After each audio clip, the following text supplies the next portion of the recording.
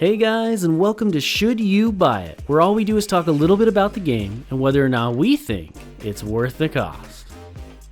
We're in the water and you'll slowly get stamina back, but I should— Oh sh! Oh god, shark! Ah, ah, ah.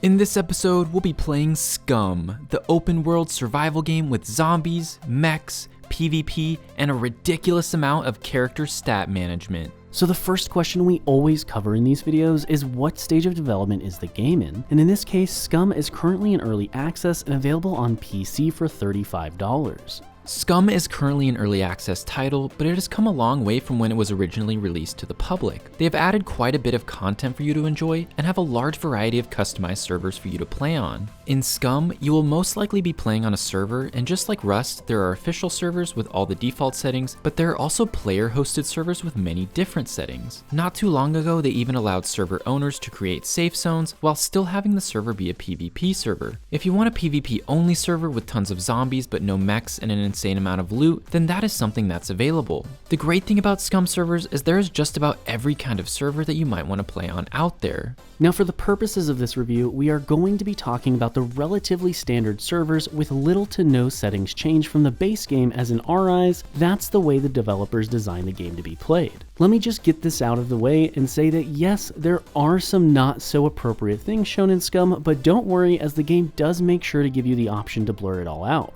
So once you've decided what server you want to play on, or solo if that's your thing, you'll be put into a character customization window. You start out by customizing your character's appearance. This includes relatively basic options, but also includes the option that people who own really big trucks care about.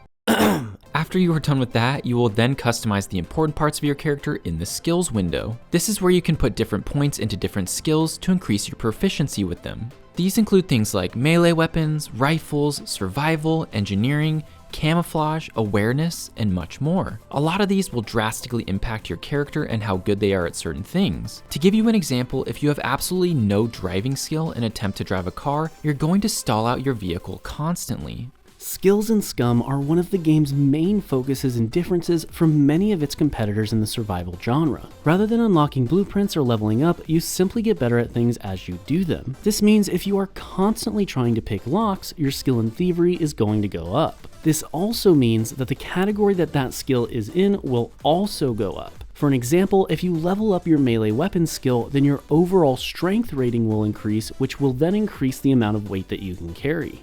Now aside from skills, SCUM has a lot more to offer. The combat and movement within the game is much like something you find in games such as PUBG, DayZ, Arma, and other similar military shooter games. The combat itself is also very fast-paced, as without any armor, it only takes 1 or 2 shots with a pistol to take you down. One of the most interesting features about SCUM is that even though it takes place mostly in third person, it tries to keep a good sense of realism. One instance of this is when you are third person peeking, you can still hear people, but you won't be able to see them. Let's just say I figured this out the hard way. SCUM is also very well known for its metabolism mechanic. How this works is your body has needs for vitamins and nutrients. When your player is hungry, he may be hungry for food in general, but if you only feed your character steak, you'll find you are running low on other nutrients such as fiber and sugar. These each have negative effects on your character if you allow them to get too low. The game then takes things a step further and adds what I like to call the Call of Duty mechanic. You see, if you don't take the time to call the duty, then your character will force it to happen, and sometimes this can be very inconvenient. I mean, just imagine being in a firefight or dealing with a group of zombies when all of a sudden, your character bends down and opens the hatches. I always found this mechanic a little silly, but considering this game is going for an extremely realistic style of gameplay, I actually find it very fitting to the game. Lastly, let's talk about the day-to-day SCUM experience. You will find that when playing SCUM, you will often need to travel long distances on foot. This is what creates such a great need for cars. However, the game has a limited number of vehicles that can be spawned within the game. This is great, but also terrible, as it creates a goal for a lot of players to get a vehicle, but on some servers, they are hoarded to an extreme and no one can find them. Loot is primarily gained from one of 3 different ways: foraging, foraging around you, searching through towns, and finally through the militaristic buildings. Usually military loot locations are also guarded by mechs and zombies, so they don't make it easy for you. So now let's move to the pros and cons section for the game. First up for the pros is that the realisticness of the survival experience is still fun while also extremely in depth. Just as an example, you don't have to lay down and have someone operate on you whenever you get a bullet wound, but rather just have enough medical skill and bandages available. Next up is that SCUM has many innovative gameplay mechanics, such as not being able to third-person peek. After that is how gunplay feels pretty realistic and smooth, but not so realistic that you're aiming at the sky every 2 seconds. Another pro is that the metabolism system brings a new depth to the survival genre. Everything from vitamin levels to intoxicating beverages can dramatically affect your character and even kill them. And last but certainly not least is the Call of Duty mechanic. Need I say more on that?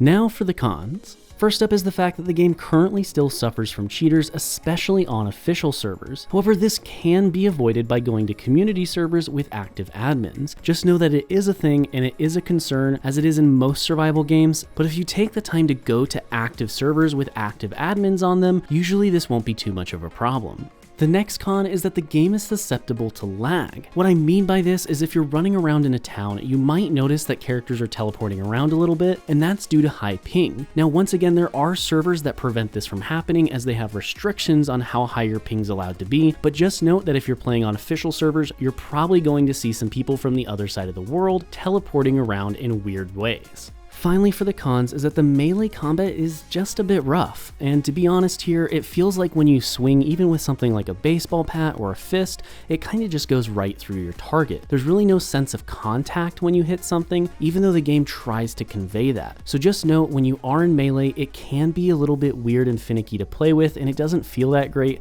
but melee really isn't the main goal here in the game, as soon as you hit the mid to late game, you're not going to be using melee weapons too often anyways. So now here we are at the rating for the game, and when we rate games, we want to get 1 hour of enjoyment out of every $1 that we spend on the game. So for this game in particular, in SCUM, we would want to get roughly 35 hours of enjoyment out of the $35 that we spent. And after putting over 24 played hours into this game, we give it 8 out of 10 potatoes. SCUM was such a thrilling game to play. However, just note that it is still in early access and that comes with some issues. I've also seen players picking this game up thinking it would be a good PvE game for them to play, and the reality is that for most players it just isn't. This game was clearly designed with PvP being the main pressure for players and PvE being a secondary issue for you to deal with when no players are around. If you are looking for a realistic PvP survival game that will get your heart pumping from time to time, then SCUM is probably a great game for you. With all that being said though, we feel it is safe to say that SCUM is definitely worth the cost. Before you guys go, don't forget to smash that like button and subscribe, as we put out multiple new videos every single week, and your support is what makes this all possible. If you would like to support us even further and get some cool benefits, check out our membership program, which can be found in the join button below. Otherwise, thank you so much for watching, and we'll see you next time.